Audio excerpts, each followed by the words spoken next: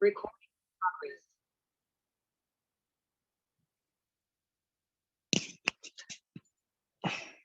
Assalamualaikum warahmatullahi wabarakatuh. Masih dengan saya Agung Purwonugroho. Saya akan melanjutkan materi dari pembahasan video sebelumnya, yaitu ruang lingkup penelitian.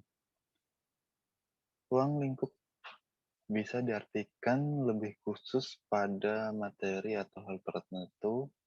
Dalam sebuah penelitian, ruang lingkup bisa seperti pembatasan variabel yang digunakan. Berapa banyak subjek yang akan diteliti, luas lokasi penelitian, materi yang dikaji, dan sebagainya. Kemudian unsur berikutnya yaitu hipotesis. Hipotesis penelitian. Ketika menulis karya tulis ilmiah, maka ada satu bagian yang nggak boleh terlewatkan, yakni hipotesis penelitian. Bagian tersebut cukup krusial, termasuk dalam skripsi. Jadi, kamu bakal menuliskannya saat sudah mengerjakan skripsi. Bagian tersebut mungkin tidak sepanjang bagian lainnya seperti pembahasan atau latar belakang. Meski begitu, hipotesis memiliki peran penting dalam sebuah penelitian.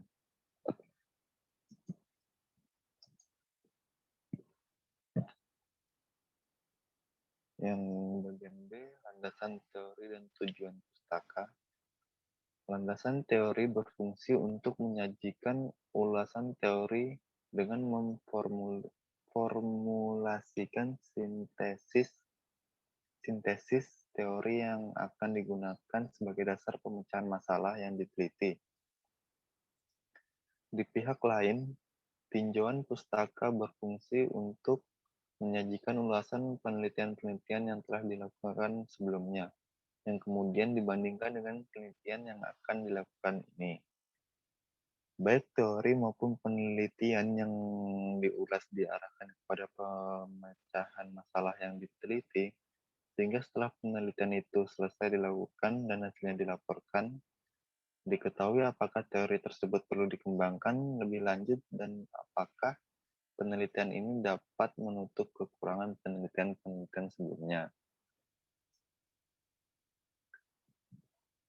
Pada tahapan landasan teori dan tujuan pustaka, digunakan genre mikro ulasan atau review. Yang diulas adalah teori yang akan digunakan dan sejumlah penelitian yang telah dilakukan sebelumnya. Teori yang diulas tidak hanya berasal dari buku, tetapi juga sumber-sumber lain yang dirujuk dalam proposal. Sementara itu, penelitian-penelitian yang diulas adalah penelitian-penelitian sejenis yang relevan. Untuk keperluan penulisan proposal penelitian, tahapan yang paling bermanfaat untuk diambil dari teks ulasan adalah tahapan tafsiran isi dan tahapan evaluasi. Dalam menafsirkan isi, Anda tidak boleh salah memahami sumber-sumber yang Anda ulas. Demikian pula dalam mengevaluasi teori, Anda perlu mempertimbangkan keunggulan-keunggulan dan kelemahan-kelemahannya. Dari sinilah Anda memilih dan menetapkan teori yang akan Anda gunakan untuk memecahkan masalah yang akan diteliti. Metodologi penelitian. Tahapan metodologi penelitian meliputi waktu dan lokasi penelitian, yang kedua sumber data penelitian, dan alur penelitian. Unsur yang pertama mengandung pengertian bahwa penelitian akan dilaksanakan pada kurun waktu dan di lokasi tertentu. Pada teori tentang metodologi penelitian, kedua hal itu sering dikatakan sebagai latar setting penelitian. Unsur yang kedua menunjukkan penjelasan tentang wujud data dan tempat data diperoleh serta dengan teknik apa data diperoleh dan dianalisis. Untuk unsur yang ketiga merupakan prosedur atau langkah-langkah penelitian.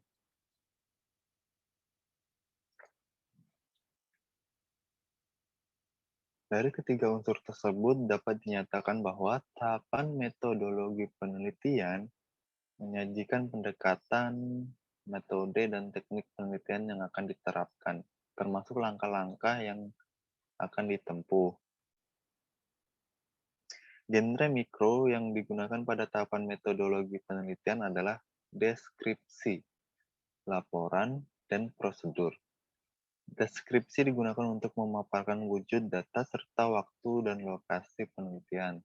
Laporan digunakan untuk menjelaskan klasifikasi data berdasarkan kriteria tertentu, serta prosedur digunakan untuk menunjukkan langkah-langkah penelitian.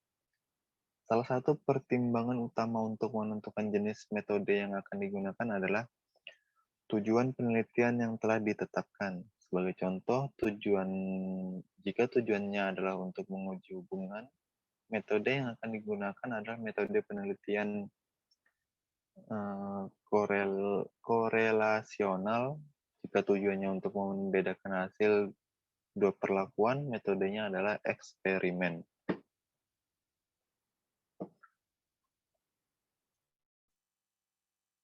Selanjutnya, metode juga menyangkut data dan sumber data. Data adalah keterangan atau bahan nyata yang dianalisis dalam penelitian yang dijadikan dasar untuk menarik kesimpulan. Data mempunyai wujud dan data penelitian diambil dari sumber data. Jadi sumber data adalah tempat data diambil, sumber data pasti lebih luas daripada data. Sebagai contoh, apabila peneliti akan meneliti editorial surat kabar, data yang dimaksud adalah editorial, sedangkan sumber datanya adalah surat kabar.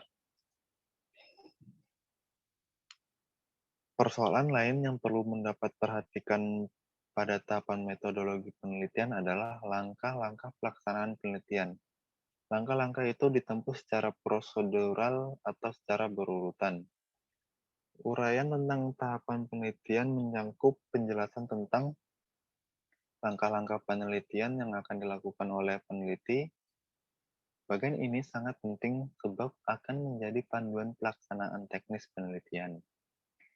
Dalam menulis langkah-langkah penelitian, hal yang harus dipertimbangkan adalah metode penelitian yang dipilih.